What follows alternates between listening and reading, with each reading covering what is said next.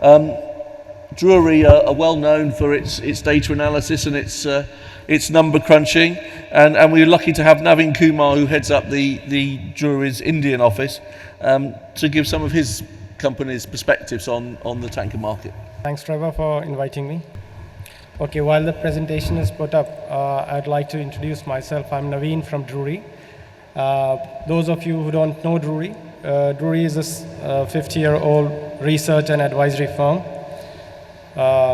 We produce research reports and provide consultancy services to ports and maritime sector. I'm pretty sure we have worked with you in some capacity at some point.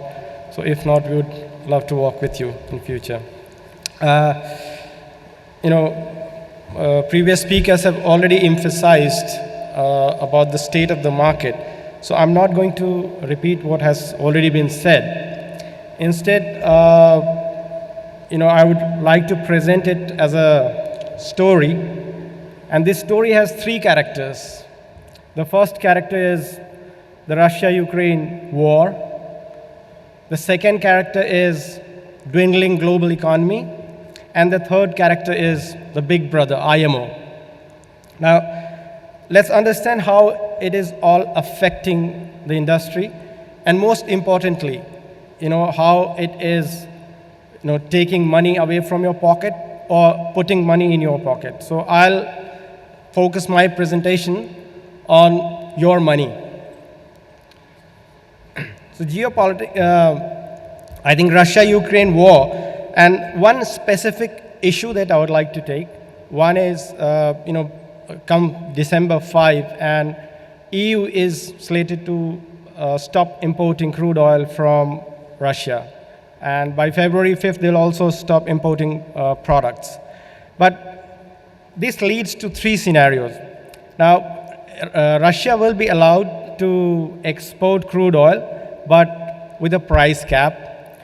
And what that will do is, if Russia accepts that price cap, then tanker rates are likely to remain robust.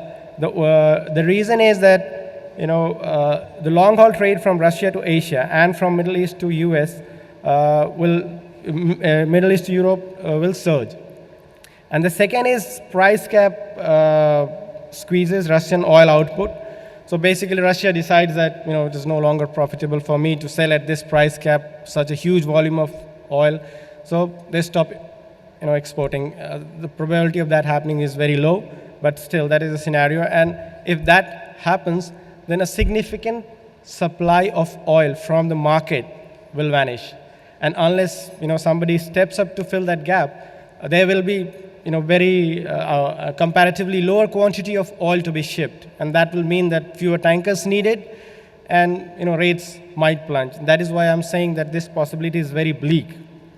And then the third possibility is Russia finds buyers without a price cap. Crude oil being such an important commodity, I'm sure there will be people who will be willing to bypass that sanction or risk of that sanction, and Russia may find allies who will still buy their oil at the market prices. And I think the ideal scenario will be a mix of capped price cap exports, some favorable pricing for allies like India, and then there will be partners who will buy oil at market prices. Because I have my doubts whether Russia is going to toe the line of American sanctions. And just a disclaimer, these are all my personal views. It doesn't represent my company's views. And so if you look at this, what has happened so far, in 2021, Russia was exporting about 2.1 million barrels per day of crude oil. Just before that war began in January 2022, it had increased up to 2.6.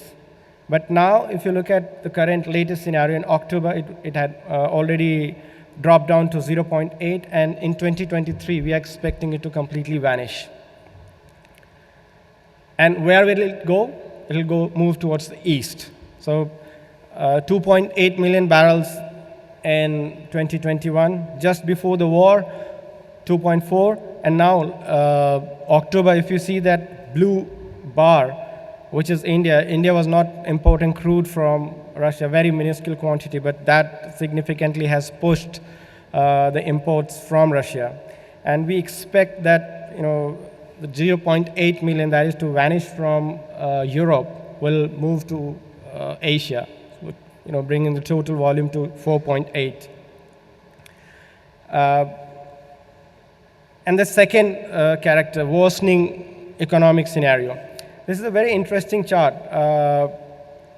I have put together what were the projections of IMF in October 2021, April 2021, and October 2022. That is last month. And if you see, they have been revising their projections downwards. And what that means is, I have indexed the GDP, global GDP growth rate. Based on October 19 projections, the GDP, which should have been 122 by now, is actually, not 122 by now, 114 by now, is actually hovering around 109.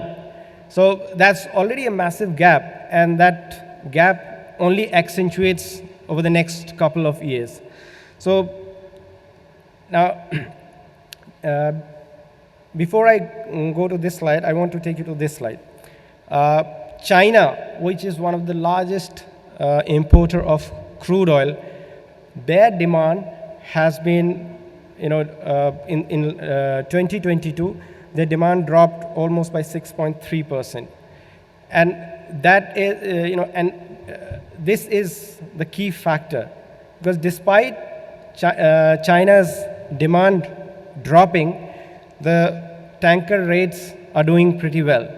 And China has this zero COVID policy, so a lot of factories are shut, transportation has been hampered, tourism has been hampered. So all of this leads to reduction in oil demand. And based on, now just look at the 2023 numbers. That is in 2022, actually 2% growth, despite China China declining by 6%, the largest importer of the crude oil. So we are pinning our hopes that in 2023, China's zero COVID policy, either it will be relaxed or they'll achieve zero COVID, hopefully. So in either way, we are expecting another 1.7% growth in demand of crude oil. Now, put it in the context of this chart. Look at the numbers in 2022. These are the new orders for crude tankers, Panamax, Afra, Suez, and VLCCs. If you look at this chart, the ordering of VLCC was almost non-existent in 2022, and the reason being, all the slots at shipyards were taken by containers, and that effectively, no shipyard slots were available at any reputed yards, and that ordering suffered. There was uncertainty around fuel. There was uncertainty about this EEXI, CII, and that led to slowdown in ordering. Since slots were taken, so whatever slots were available, they were available for a premium. And in an uncertain environment, it didn't make a lot of sense to pay that premium. And what it did was, it led the order book to the lowest in last 25 years. Current order book stands at about 4-point-something% as percentage of fleet. Now, this 4.7% order book will only lead to about 1% growth in fleet next year.